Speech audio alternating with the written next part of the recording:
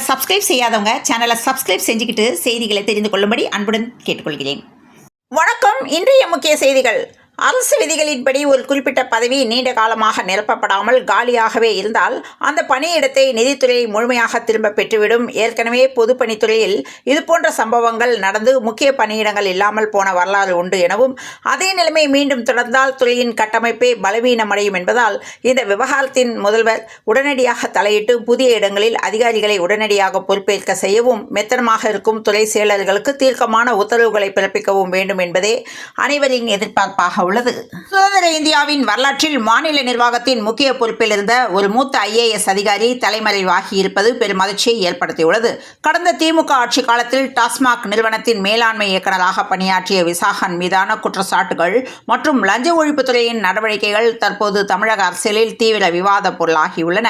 மதுபான கொள்முதல் பிளான்ட்களை தேர்ந்தெடுத்தல், டாஸ்மாக் கணக்கில் வராமல் நேரடியாக கடைகளுக்கு பொருட்களை அனுப்புவது, பார் உரிம டெண்டர்கள் வழங்குவதும் மற்றும் அதிகாரிகளிடம் மாற்றம் போன்ற நிர்வாகத்தின் மிக முக்கிய முடிவுகள் அனைத்தும் தனிப்பட்ட நபர்களின் உத்தரவின் பேரில் நடைமுறைப்படுத்தப்பட்டதாகவும் புகார்கள் எழுந்துள்ளன. தற்போது இந்த சூழலில் தலைமறைவாக உள்ள IAS அதிகாரியை உடனடியாக கண்டுபிடித்து விசாரிப்பதுடன் டாஸ்மாக் துறையில் நடைபெற்றதாக கூறப்படும் ஊழல்களுக்கு பின்னணியில் உள்ள அனைவர் மீதும் கடுமையான நடவடிக்கை எடுக்கப்பட வேண்டும் எனவும், உண்மையான வெளிப்படைத்தன்மையும் பாரபட்சமற்ற விசாரணையும் மட்டுமே இதுபோன்ற தவறுகள் மீண்டும் நடைபெறாமல் தடுத்து மக்கள் மத்தியில் அரசு இயந்திரத்தின் மீதான நம்பிக்கையை மீட்டெடுத்த உதவும் என்ற தகவல் வெளியானது. கோவை தனியார் கல்லூரி மாணவன் அமுதன் 20 பேர் கொண்ட கும்பலால் கொடூரமாக கொலை செய்யப்பட்டார். போதைப்பொருள் கும்பல் குறித்து புகார் தெரிவித்ததால் கொலை செய்யப்பட்டதாக பெற்றோர் குற்றம் சாட்டியுள்ளனர்.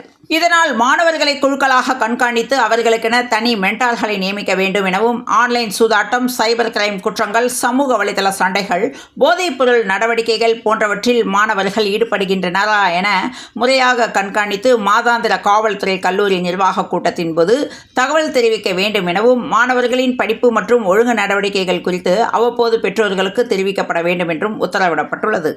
தமிழக பாஜக தலைவர் நயினார் நாகேந்திரன் இன்று சென்னையில் நடைபெற்ற நிகழ்ச்சி ஒன்றில் பேசுகையில், சட்டமன்றத்தில் திமுக தலைவர் ஸ்டாலினை விமர்சித்து அப்பா எங்கே என தேடுவதாக முதலமைச்சர் விஜய் தெரிவித்த கருத்தை சர்ச்சைக்குரிய வகையில் கூறியிருந்தார்.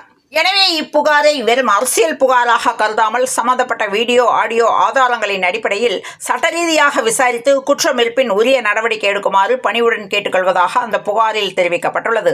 இந்த நிலையில் பாஜக மாநில தலைவர் நயினாருக்கு எதிராக கண்டனம் வலுத்து வருகிறது. உடனடியாக நயினார் நாகேந்திரன் மன்னிப்பு கேட்க வேண்டும் என அமைச்சர்கள், அரசியல் கட்சி தலைவர்கள் வலியுறுத்தி வருகின்றனர். அதே நேரம் நயினார் நாகேந்திரன் சர்ச்சை கருத்து தொடர்பாக அவரை கைது செய்யவும் போலீசார் திட்டமிட்டுள்ளதாக தகவல் வெளியாகியுள்ளது. எனக்கு பெங்களூரில் நிறைய வேலை இருப்பதாகவும், இதனால் சுதந்திர தின விழாவில் பங்கேற்று தேசிய கொடி ஏற்ற முடியாது எனவும், சுதந்திர தின விழாவில் பங்கேற்க முடியாது என்று கர்நாடகா வீட்டு வசதித்துறை அமைச்சர் ஜமீர் அகமது கான் கடிதம் எழுதிவிட்டு விழாவை புறக்கணித்த சம்பவம் சர்ச்சையை கிளப்பியுள்ளது. சுதந்திர தின விழாவில் தகைசால் விருது ரூபாய் 10 லட்சம் பரிசு. இது வெறும் சுதந்திர தின பரிசு மட்டுமல்ல, அது ஒரு அரசியல் கணக்கு என்றும் திருமாவிற்கு சொல்கின்ற மறைமுக செய்தி. நீங்கள் போறதாக இருந்தால் வெளியே போகலாம் என்றும், எங்ககிட்ட பிளான் B இருக்கு என்று முதலமைச்சர் விஜய் மறைமுகமாக சொல்கின்றாரா என்ற கேள்வி எழும்பியுள்ளது. நீங்க பழம் தின்னு கொட்டை போட்ட அரசியல்வாதியாக இருக்கலாம், ஆனால் நாங்கள் அரசியலை டெக்னிக்கலாக படித்து விட்டு வந்திருக்கோம் என்றும், தமிழக அரசியலில் ஒவ்வொரு நகர்வுக்கு பின்னேயும் ஒரு பலத்த வியூகம் இருப்பது வழக்கமான நிலையில், அந்த வகையில் தற்போது அறிவிக்கப்பட்டுள்ள உயரிய விருதான தகைசால் தமிழர் விருது விவகாரத்தில் முதல்வர் விஜய் அரங்கேற்றியுள்ள அரசியல் தந்திரம் மாநிலம் முழுவதும் பெரும் விவாத பொருளாகியுள்ளது.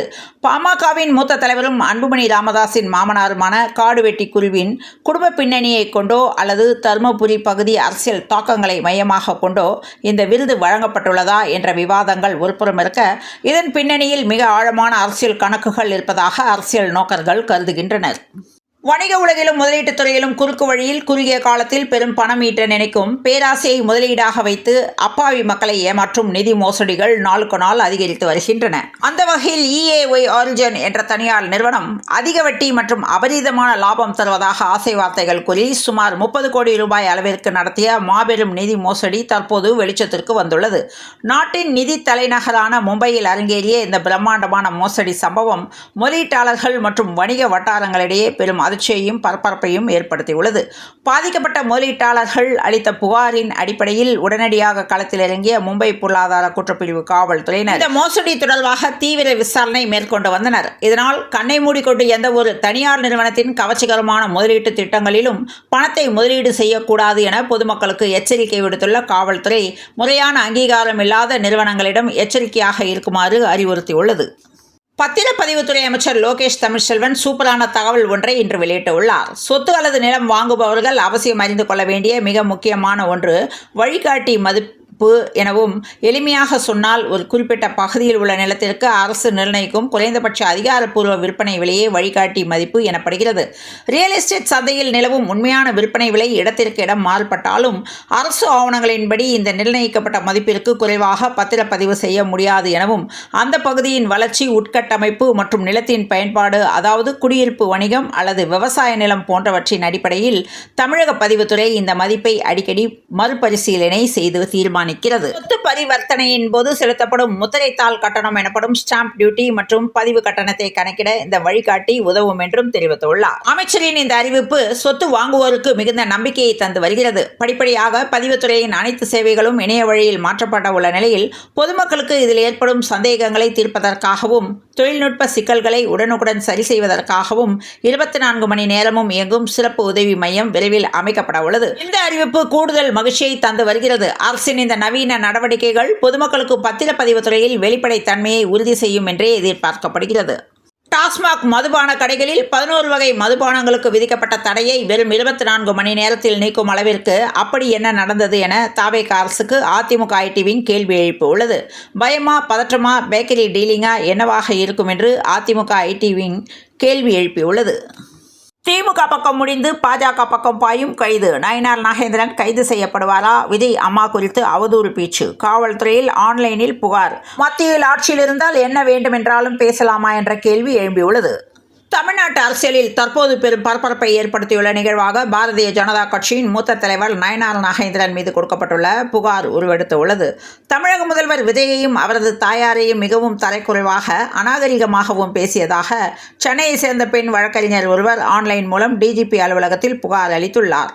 பொதுவெளியில் ஒரு பொறுப்பான அரசியல் தலைவராக இருப்பவர் சக மனிதர்களை பற்றியும், குறிப்பாக ஒரு தாயை பற்றியும் இவ்வளவு கீழ்த்தரமான விமர்சனங்களை முன்வைத்தது அரசியல் களத்தில் கடும் கண்டனங்களுக்கு உள்ளாகியுள்ளது. இத்தகைய பேச்சுகளுக்கு பின்னால் இருக்கும் அரசியல் உள்நோக்கங்கள் என்ன என்பது தற்போது விவாதத்திற்குரியதாக மாறியுள்ளது.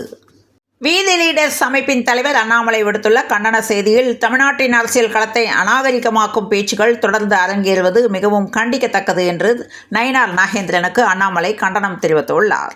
முதல்வர் விஜய் தலைமையிலான அரசு ஒரு முக்கிய முடிவை எடுத்துள்ளது. காட்டுமன்னார் கோயில் தொகுதி விடுதலை சிறுத்தைகள் கட்சி சட்டமன்ற உறுப்பினர் ஜோதிமணி சட்டப்பேரவை கூட்டத்தொடரில் முன்வைத்த உருக்கமான கோரிக்கையை தொடர்ந்து புதிய சட்டமன்ற உறுப்பினர்களுக்கு அரசு சார்பில் கார் மற்றும் உதவியாளர்கள் வழங்க முடிவு செய்யப்பட்டுள்ளது. பல உறுப்பினர்கள் பொருளாதார காரணங்களால் தொகுதியின் உட்புற பகுதிகளுக்கு சென்று ஆய்வு செய்வதில் சிரமப்படுவதாகவும், பொதுமக்களின் தேவைகளை உடனுக்குடன் நிறைவேற்ற தகுந்த வாகன வசதி தேவை என்றும் அவர் கோரிக்கை விடுத்திருந்தார். ஜோதிமணியின் இந்த செயலை தொடர்ந்து முதல்வர் விஜய் இந்த விவகாரத்தில் மிகுந்த கவனம் செலுத்தி அதனை துரிதமாக செயல்படுத்த உத்தரவிட்டுள்ளார். விரைவில் இந்த திட்டத்தின் கீழ் புதிய கார்கள் மற்றும் உதவியாளர்கள் ஒதுக்கீடு செய்யும் பணிகள் அதிகாரப்பூர்வமாக தொடங்கும் என்று எதிர்பார்க்கப்படுகிறது.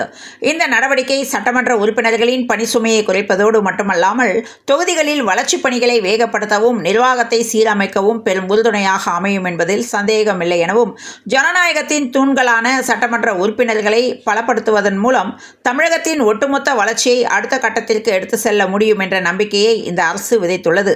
ஒட்டுமொத்த தமிழகமும் இந்த திட்டத்தை ஒரு நல்லதொரு நிர்வாக முன்னெடுப்பாக பாராட்டி வருகிறது. சுதந்திர தினத்தை முன்னிட்டு சென்னையில் நடந்த சமத்துவ விருந்தில் கலந்து கொண்ட அமைச்சர் ஸ்ரீநாத் பின்னர் செய்தியாளர்களை சந்தித்துள்ளார். அப்போது அவர் பேசுகையில் வரும் செவ்வாய்க்கிழமை புதுடெல்லிக்கு செல்லவிருப்பதாக தெரிவித்துள்ளார். அங்கு இந்திய வெளியுறவுத்துறை அமைச்சர் ஜெய்சங்கரை நேரில் சந்தித்து பேச உள்ளதாகவும் அவர் குறிப்பிட்டுள்ளார். குறிப்பாக தமிழக மீனவர்களின் பாதுகாப்பு, எல்லை தாண்டிய அத்துமீறல்கள் உள்ளிட்ட முக்கிய பிரச்சனைகள் குறித்து இந்த சந்திப்பின் போது பேசப்பட்டு நல்ல முடிவு எடுக்கப்படும் என்று அவர் தெரிவித்துள்ளார். தாவேகா வெற்றி குறித்து பிரபல நடிகரும் நீண்ட காலமாகவே திமுகவில் இருந்தவருமான தியாகு ஊடகங்களில் பரபரப்பான கருத்துக்களை பகிர்ந்துள்ளார். மறைந்த நடிகர் விஜயகாந்தின் நெருங்கிய நண்பருமான தியாகு பேசுகையில், நடந்த தேர்தலில் தாவேகாவிற்கு 108 இடங்கள் கிடைத்துள்ளன. ஆனால் நியாயமாக பார்த்தால் 200 இடங்களுக்கு மேல் கிடைத்திருக்க வேண்டும் என்று சுட்டிக்காட்டியுள்ளார். பிரச்சார களத்தில் மட்டுமின்றி தேர்தல் நாளன்றும் பல்வேறு தடைகள் ஏற்படுத்தப்பட்டதாக அவர் திடுக்கிடும் குற்றச்சாட்டை முன்வைத்துள்ளார். குறிப்பாக தேர்தல் நாளன்று விஜய்க்கு வாக்களித்த செல்லவிருந்த ஆயிரக்கணக்கான மக்களை தடுக்கும் நோக்கில் கிளாம்பாக்கத்தில் சுமார் 100 பேருந்துகள் இயங்க விடாமல் நிறுத்தி வைக்கப்பட்டதாக தியாகு தெரிவித்துள்ளார். அந்த பேருந்துகளில் பயணிக்க இருந்த மக்கள் அனைவரும் தாவேகாவிற்கு வாக்களிக்க செல்லவிருந்தவர்களே என்றும், அவர்கள் தங்கள் ஜனநாயக கடமையை ஆற்றுவது திட்டமிட்டு தடுக்கப்பட்டது என்றும் அவர் குற்றம் சாட்டியுள்ளார். ஒருவேளை அந்த மக்களும் தடைகளின்றி வாக்களித்திருந்தால் தம்பி விஜய் 200க்கும் மேற்பட்ட தொகுதிகளில் பிரம்மாண்ட வெற்றி பெற்றிருப்பார் என தியாகு ஆணித்தரமாக தெரிவித்துள்ளார். தங்கம் விலையில் அடுத்தடுத்து மாற்றம். காலையில் 1440 குறைந்து மாலையில் ரூபாய் 1280 உயர்ந்தது. வெள்ளி கிலோவுக்கு ரூபாய் 5000 சரிந்தது. இத்துடன் இந்த செய்திகள் நிறைவடைந்த நிலையில் தொடர்ந்து இணைந்திருங்கள் பிரபாஸ் கதம்பம் செய்திகளுடன். மீண்டும் நாளைய முக்கிய செய்திகளில் சந்திப்போம். நன்றி. இரவு வணக்கம்.